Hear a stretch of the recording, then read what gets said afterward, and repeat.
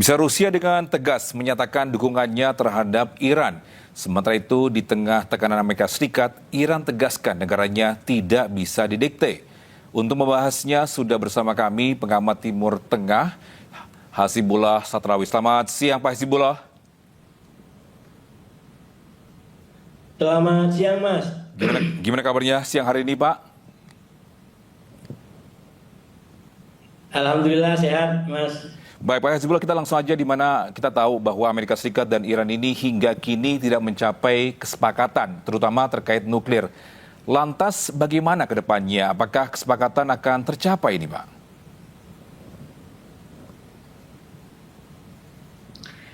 Ya, saya rasa memang salah satu momen yang akan menjadi sangat menentukan menurut saya adalah 1 Mei besok atau habisnya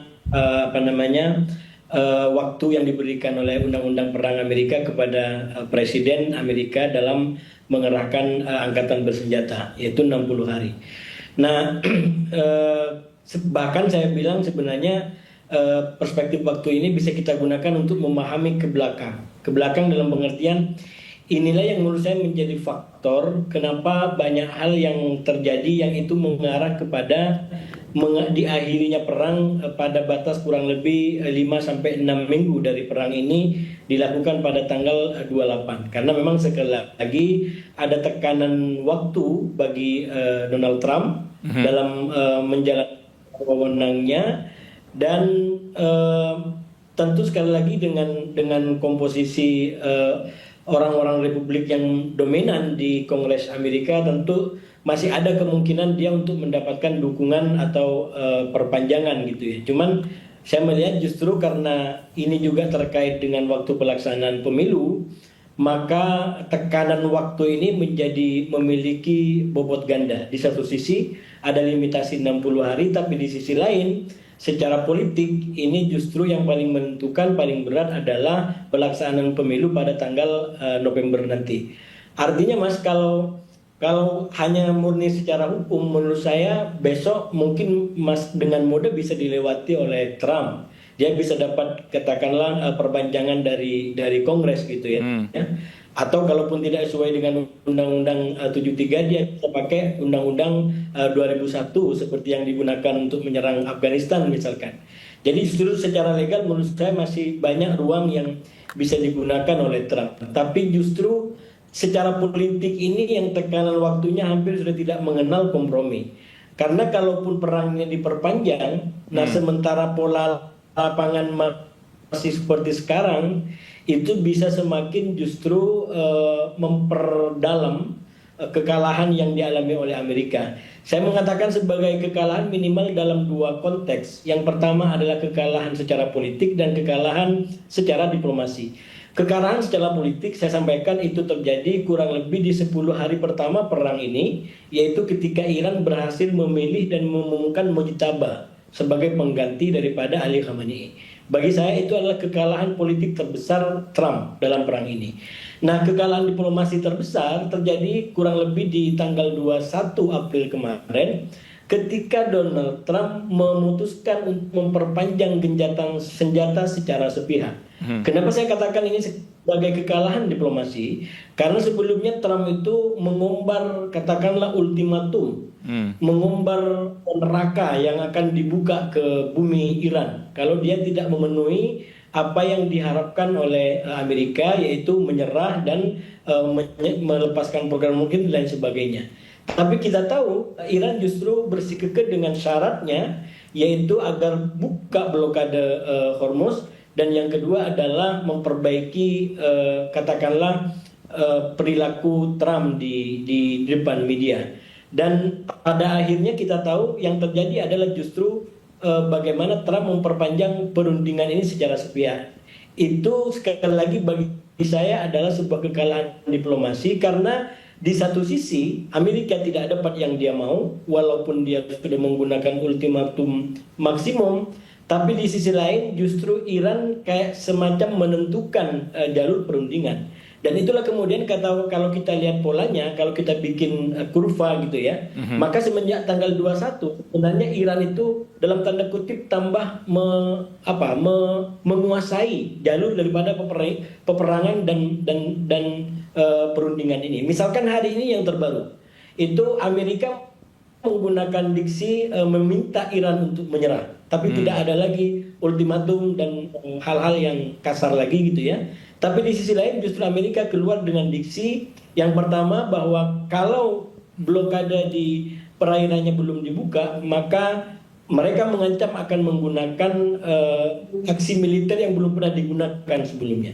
Jadi ini menurut saya sebuah indikasi, sebuah indikator bahwa memang kurva politiknya Iran menanjak gitu. Dari awalnya dia ditekan oleh Amerika, tapi justru sekarang terutama semenjak perundingan ini diperpanjang secara sepihak, saya melihat Iran justru berbalik. Dia justru yang menekan. Bahkan kemarin dia bilang Amerika sudah tidak lagi punya atau sudah tidak bisa lagi untuk mendikte negara berdaulat. Jadi sekali lagi retorikanya Iran itu retorika yang tangan di atas, retorika yang mendikte daripada yang didikte. Nah sementara Amerika menurut saya tidak ada lagi sesuatu yang lebih kuat yang disampaikan, dan faktornya menurut saya kenapa Amerika menjadi kehilangan power diplomasinya, salah satunya adalah karena deadline waktu ini, tekanan waktu yang membuat dia tidak bisa lagi untuk bermanuver lebih banyak. Katakanlah mau menyerang lagi, dia akan teringat dengan katakanlah 40 hari yang sudah dia lakukan. Dengan serangan yang katakanlah sampai ribuan rudal dia gunakan, kalau benar informasi yang menyatakan bahwa sampai mengalami defisit rudal-rudalnya, itu juga belum mampu membuat Iran bertekuk lutut gitu. Nah kalau dia menyerang kembali, maka berarti Iran siap untuk kemudian masuk dalam perang panjang. Nah, makin panjang ini perangnya berjalan, maka akan makin susah untuk kemudian dikapitalisasi untuk kepentingan elektoral dalam pemilu di bulan November mendatang. Baik, Gitu. tapi menurut Pak Hasbulo sendiri, apakah Kongres akan mendukung perang ini? Kita tahu bahwa untuk perang ini membutuhkan anggaran yang besar. Ya, saya rasa itu yang saya bilang tadi, secara matematika politik mestinya itu tidak terlalu berat kalau bagi Trump untuk bisa melanjutkan perang ini dengan atau tanpa dukungan Kongres. Karena kalaupun tanpa dukungan Kongres, dia bisa menggunakan katakanlah Undang-Undang 2001 tentang pengerahan militer itu seperti yang digunakan dalam perang Afghanistan ya. Jadi masih bisa ada digunakan. Justru yang lebih berat adalah pertimbangan politiknya. Jadi mungkin Kongres tidak mendukung keinginan Trump untuk memperpanjang perang ini, tapi itu lebih disebabkan karena katakanlah ketakutan mereka semua kepada deadline pemilu pada November nanti. Kalau seumpamanya perang ini dilakukan, tidak dilakukan secara pasti dengan kemenangan yang lebih pasti, maka itu akan menjadi bumerang yang akan menghakimi Partai Republik, sehingga Partai Republik yang sekarang paling banyak mengirim kadernya di Kongres, baik di Senat maupun di DPR, itu bisa dibalik oleh Partai Demokrat. Dan kalau itu yang terjadi, sekali lagi bukan hanya kekalahan Trump secara pribadi, karena dia akan berhadapan dengan peta politik di Kongres yang tidak lagi mendukungnya, tapi juga yang paling menyakitkan bahwa Partai Republik pada akhirnya harus menerima kenyataan dia tidak lagi menjadi kekuatan utama, paling dominan, paling mayoritas di Kongres Amerika. Baik, Pak Hasbulo, kita juga tahu juga bahwa Rusia ini terang-terangan menyatakan dukungannya terhadap Iran. Tapi sejauh mana nih Rusia akan membantu Iran nih menurut Anda? Saya terus terang soal keterlibatan Rusia bukan berita kalau dalam konteks ini. Memang dari dulu Iran itu kongsinya adalah dengan Rusia. Yang menjadi berita kehadiran Rusia sekarang menurut saya adalah karena itu dilakukan, saya sebut sebagai konteks lengak-lengok politik cantiknya Iran. Kenapa saya sebut konteks lengak-lengok politik cantiknya Iran? Sebenarnya kalau kita kembali pada pasca katakanlah perpanjangan gencatan senjata secara sepihak tadi, itu kan ada momen terjadi dua kemungkinan ya. Karena perundingan kedua itu gagal karena Amerika tidak memenuhi syaratnya Iran, yaitu memperbaiki sikapnya dan tidak melakukan atau melepas blokadenya. Itu kan tidak dilakukan. Nah, ketika Iran memulakan kunjungan ke beberapa negara luar yaitu Oman dan Rusia, saya anggap itu adalah ruang politik yang sengaja diciptakan oleh Iran untuk dua kemungkinan. Yang pertama adalah bagaimana dia tetap terlihat tidak tunduk kepada Amerika. Karena itu hubungannya dibikin ke beberapa negara, Pakistan, Oman, dan Rusia. Jadi Iran ke Pakistan itu bukan dalam rangka tunduk kepada tekanannya Trump, tapi dia punya agenda sendiri. Bahkan ya untuk menunjukkan itu, walaupun Trump sudah menyatakan mengirim Witkoff dan timnya setelah menlu Iran sampai di Pakistan, tapi kenyataannya Araqchi tetap meninggalkan Pakistan. Itu sebenarnya untuk memenuhi cara baca saya ya, itu sebenarnya cara Iran untuk memenuhi bahwa dia ke Pakistan bukan dalam rangka tunduk kepada Amerika. Dia justru punya agenda sendiri. Namun demikian dia buka kemungkinan kedua, seandainya Witkoff benar-benar datang dan syaratnya dipenuhi, perundingan bisa terjadi. Kenapa? Karena Iran balik lagi ke Pakistan. Yang justru adalah rusak karena ketika tahu Araqchi tidak menunggu Witkoff, yang itu punya makna sangat tinggi. Kalau seumpamanya menunggu Iran nunggu, berarti Amerika dominan. Iran nggak mau itu. Kemudian Trump mengambil keputusan untuk mengcancel utusannya ke Iran, ke Pakistan. Sehingga walaupun dia balik ke Pakistan, tidak ada orang Amerika yang ada di situ. Sehingga kemungkinan kedua yang terjadi yaitu tidak terjadi yang namanya perundingan. Jadi bagi saya itu adalah yang saya sebut sebagai ruang manuver yang diciptakan oleh Iran untuk lenggak-lenggok cantiknya. Lenggak-lenggok cantiknya itu maksud saya seandainya terjadi perundingan, dia tetap punya alibi yang sangat bagus bahwa dia tidak langsung motong kompas, awalnya tidak mau menjadi mau. Dan kalaupun dia tidak jadi perundingan, dia sudah punya agenda yang independen, yaitu dari Pakistan, kemudian ke Oman, ke Rusia. Itu bagi saya makna daripada kunjungan dia ke Rusia. Nah, yang kedua, yang menjadi bermakna bagi saya adalah karena kemudian Rusia menyatakan kesiapannya untuk menjadi mediator. Ini yang saya selalu sampaikan sejak awal, dengan segala hormat kepada Pakistan, memang mestinya yang menjadi mediator bukan hanya tunggal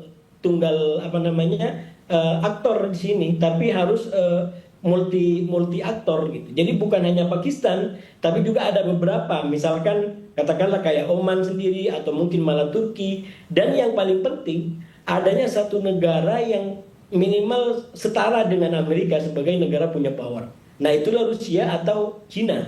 Jadi saya menyampaikan dari awal kalau kita bicara tentang formula mediator, mestinya memang terdiri dari beberapa negara 3 sampai 4. Salah satunya adalah negara seperti Rusia yang punya katakanlah kesederajatan power atau punya kesamaan level dengan Amerika. Dan kalau itu terjadi, maka saya bilang ini bisa terjadi ganti peran di antara Amerika dan Rusia. Amerika jadi mediator dalam konteks perang Ukraina, dia menjadi mediatornya Rusia dan Ukraina. Nah, sementara dalam konteks Iran, justru Rusia yang menjadi mediator bagi perangnya Amerika dengan Iran. Sehingga ini bisa membuat hubungannya dan pertemuannya menjadi lebih kuat, dan kita harapkan ke depan formula ini diambil sekali lagi tanpa mengurangi rasa hormat kita kepada Pakistan yang telah berjuang sekelas tenaga untuk bisa mensukseskan perdamaian untuk dunia ini. Baik, tadi Anda sempat sampaikan terkait dengan ada negara mungkin setara dengan Amerika Serikat. Apakah Cina atau negara kuat lainnya tidak mau membantu agar perang ini selesai? Bacaan saya kalau ini menjadi krisis maritim, menjadi krisis Selat Hormuz yang berkepanjangan, justru sangat mungkin menurut saya melibatkan aktor-aktor atau pihak lain yang mungkin dampak langsung lebih parah daripada penutupan ini. Salah satunya adalah Cina, walaupun bukan satu-satunya.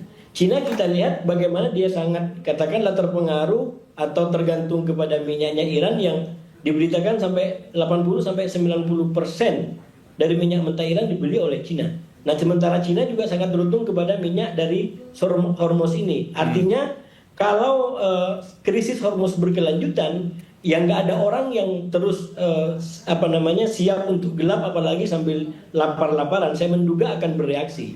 Hal yang kurang lebih sama sebenarnya juga Eropa. Nah, Eropa ini merupakan salah satu wilayah yang terdampak double menurut saya dari perang-perang yang terjadi. Di satu sisi dia terdampak dari perang Rusia dengan Ukraina. Nah, di sisi lain dengan adanya krisis Hormuz itu semakin memperparah kondisi, katakanlah kebutuhannya mereka terhadap minyak ataupun gas ataupun energi yang melintasi di Selat Hormuz. Jadi saya melihat kalau ini terus berkepanjangan, mau atau tidak mau, diandang atau tidak, Eropa menurut saya kemungkinan akan melakukan manuver atau aksi untuk kepentingan mereka. Nah, di sisi lain Teluk juga sama menurut saya. Kalau ini terus dikunci, sekali lagi juga sisi lain mirip kayak Iran. Iran itu kan yang diharapkan dengan diblokade seperti ini, maka persoalan-persoalan internal menjadi menumpuk, termasuk soal katakanlah pengeboran minyaknya, kemudian penyaluran minyaknya, belum lagi efek domino dari semua ini. Jadi diharapkan nanti bisa menjadi sebuah penderitaan yang ujungnya adalah mereka bisa menuntut rezim. Nah, kurang lebih kan masih kembali ke rezim Cheng sebenarnya. Dan sekali lagi itu sangat spekulatif karena kita lihat dari serangan yang pertama aja sampai sekarang bukannya justru rezim Iran tambah lemah, tapi justru tambah kuat karena dianggap sebagai ini bukti kejahatan daripada negara-negara luar. Nah, yang sebenarnya juga terdampak daripada krisis Hormuz, walaupun mungkin tidak separah Iran, itu adalah negara-negara Arab Teluk yang memang sama-sama juga mengandalkan ekspor minyak di situ. Apalagi, nah ini yang disampaikan oleh Iran, kalau musuh melakukan aksi militer sekecil apapun kembali, maka dia akan melakukan aksi militer yang jauh lebih berat dan belum pernah dilakukan. Nah, diduga kuat itu adalah terkait dengan Selat Bab Mandeb, yang artinya kalau kemudian ini juga menjadi diblokir, menjadi dipersulit, maka akan mengalami krisis yang lebih banyak lagi di selat-selat dan jalur maritim yang terkait dengan hajat dan kepentingan masyarakat global, termasuk negara-negara di sekitar Timur Tengah. Baik, apakah itu juga efeknya terhadap Uni Emirat Arab juga akhirnya keluar dari OPEC dan juga OPEC Plus? Saya rasa peta Uni Emirat Arab dia kompleksitas tersendiri ya. Kita tahu sebelum terjadi perang pun Uni Emirat Arab sudah kayak merasa kurang enak dengan negara-negara tetangga, terutama Arab Saudi, karena dia terkait dengan ambisi, katakanlah ingin menjadi tokoh dan faktor masing-masing.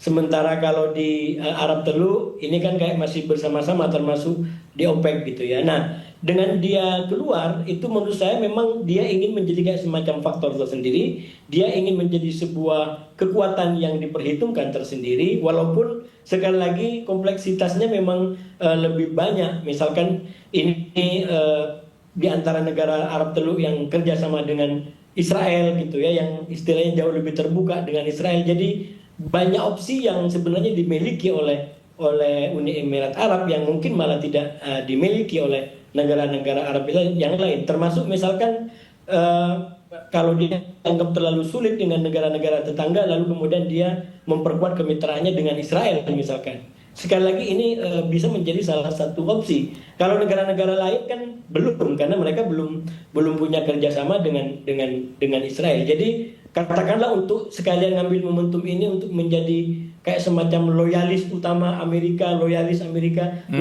utama Israel. Nah, ini kan momennya sebenarnya, karena dengan krisis seperti ini maka akan ketahuan siapa yang betul-betul loyal kepada siapa. Baik, Pak Hasibullah, ini terkait mungkin keluarnya Uni Emirat Arab di OPEC. Ini efek terhadap Indonesia itu bagaimana?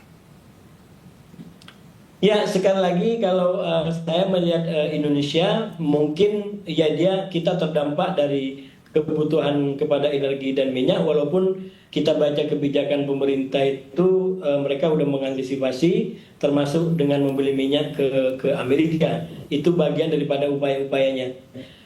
Keluarnya Uni Emirat Arab menurut saya tidak terlalu faktor. Yang paling menentukan justru sekarang adalah di Hormuz. yang terkait langsung dengan Iran. Nah ini saya selalu memberikan kritik kepada Iran di situ. Sekali lagi, bagi saya penggunaan Selat Hormuz untuk kepentingan perlawanan Iran kepada Amerika itu bisa dipahami, bisa diterima, bisa dimaklumi. Tapi saya selalu katakan kartu ini punya batasan. Dia limited. Limitednya dalam dua hal, yaitu yang pertama ini tidak bisa selamanya dan ini tidak bisa untuk semuanya.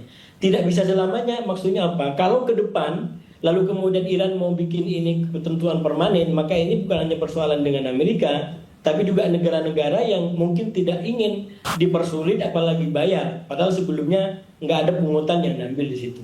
Nah yang kedua, yang paling menentukan menurut saya terkaitannya juga dengan Indonesia, ini juga tidak bisa diberlakukan terhadap negara semua. Kalau kembali kepada klaim sepihak Iran bahwa ini dilakukan kepada katakanlah hanya Amerika, Israel dan pendukungnya, pertanyaan kritis saya, gugatan saya adalah kenapa kemudian mereka belum melepaskan minyak kita, kapal kita sampai sekarang. Bagi saya Indonesia yang begitu berempati kepada Iran, mendukung rakyat Iran, bahkan berdonasi, bagi saya menahan kapal Indonesia merah putih di Selat Hormuz adalah justru tindakan yang memalukan bagi Iran. Jadi Iran harus segera membuka dan membiarkan kapal kita, karena kita adalah negara yang bersahabat dengan semua, kita bersahabat dengan Iran, bahkan rakyat kita, masyarakat kita dengan euforia tinggi mendukung perjuangan daripada rakyat Iran, negara Iran dan para pimpinan Iran. Nah, oleh karena itu bagi saya sekali lagi tidak bisa diterima dalam logika akal sehat kalau kemudian kapal kita masih ditahan di Selat Hormuz. Kalaupun ada persoalan di luar soal itu, menurut saya itu soal-soal yang tidak harus dibalas ketidakadilan dengan ketidakadilan. Apalagi motivasinya Iran adalah sekali lagi menggunakan Selat Hormuz untuk tujuan melawan ketidakadilannya Amerika dan Israel. Jadi mestinya fokus penggunanya kepada dua negara ataupun memang negara-negara yang secara langsung kerjasama terutama dengan Israel. Indonesia yang kita pahami sampai hari ini tidak ada hubungan apapun dengan Israel, dari dekat maupun dari jauh, langsung atau tidak. Justru kita mengkritik segala macam tindakan Israel yang di luar hukum, dan karena itu sekali lagi saya berharap kita dukung Iran untuk segera membuka kapal kita yang ada di Selat Hormuz. Apakah bisa dibilang mungkin hubungan Indonesia ini harus lebih dekat lagi atau nggak ada diplomasi atau lobby-lobby lagi terhadap pemerintah Iran, Bang? Ya, saya rasa memang segala macam lini harus dilakukan termasuk melalui media seperti ini. Karena kalau yang di luar media menurut saya pemerintah, saya menduga dengan keras mereka sudah melakukan itu, baik melalui Menlu ataupun melalui Pertamina. Saya menduga mereka sudah melakukan, kalau belum ya harus dilakukan berbagai macam upaya, tapi juga harus ditekankan kepada Iran sekali lagi bahwa rakyat Indonesia, masyarakat Indonesia mendukung perjuangan Iran melawan ketidakadilan ini, karena itu justru menjadi sebuah keharusan dan menjadi sebuah kepantasan bagi Iran untuk kemudian tidak menahan apapun yang terkait dengan Indonesia di Selat Hormuz. Baik, Pak Hizbullah, ini baru-baru ini Iran dipilih menjadi wakil pemimpin konferensi peninjauan nuklir. Ini apakah ini pertanda pengakuan Iran tidak memiliki senjata nuklir, Pak? Gimana menurut Anda? Gimana? Tadi terputus pertanyaannya gimana? Ya, kita tahu bahwa baru-baru ini Iran ini dipilih menjadi wakil pemimpin konferensi peninjauan nuklir. Ini apakah ini pertanda pengakuan bahwa Iran ini tidak memiliki senjata nuklir? Ya, sebenarnya bagi saya itu adalah bagian daripada perlawanan masyarakat global, terutama terhadap katakanlah penggunaan isu nuklir ini untuk memojokkan mereka yang disebut sebagai lawan dan membiarkan mereka yang disebut sebagai kawan.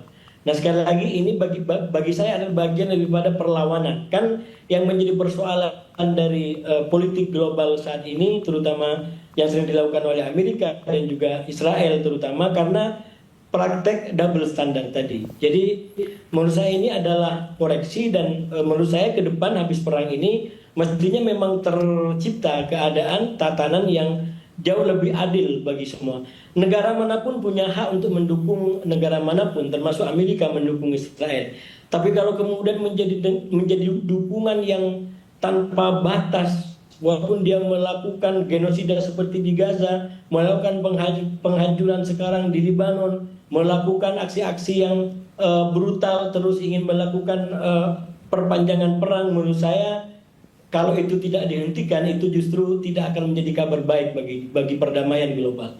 Jadi harus ada orang yang bisa mengkoreksi menurut saya. Dan kalau kita baca politik Amerika yang terbaru, kemungkinan ke sana justru semakin menguat, termasuk di peta-peta ruang politik yang menentukan seperti Kongres, termasuk di Senat yang angkanya mengalami peningkatan terhadap dukungan Amerika untuk melakukan dukungan kritis kepada Israel, bukan lagi dukungan yang tanpa batas. Sekali lagi, menurut saya ini adalah kabar baik. Sekali lagi, kita nggak perlu anti-Semit, nggak perlu kita anti-Yahudi, anti-Israel sebagai bangsa. Kita hanya fokus bahwa kita ingin perdamaian dunia, dan orang-orang seperti Netanyahu yang membawa katakanlah pikiran yang anti terhadap perdamaian, ya, yang bersifat ekstrim, Islamophobia atau mungkin kelompok-kelompok lain, itu menurut saya harus menjadi concern. Baik. Jadi kita harus fokus kepada perdamaian. Kalau kita mengkritik Trump, jangan kritik agamanya, jangan kritik bangsanya semata-mata, tapi bagaimana perilaku Trump secara pribadi, bukan soal Amerikanya.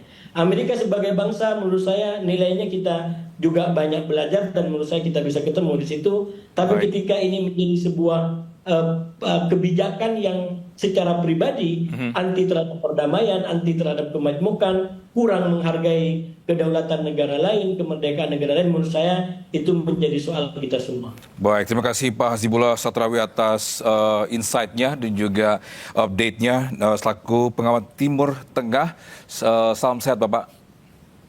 Terima kasih Mas, selamat siang. Break, bisa kita akan break sejenak. Breaking News akan kembali sesaat lagi.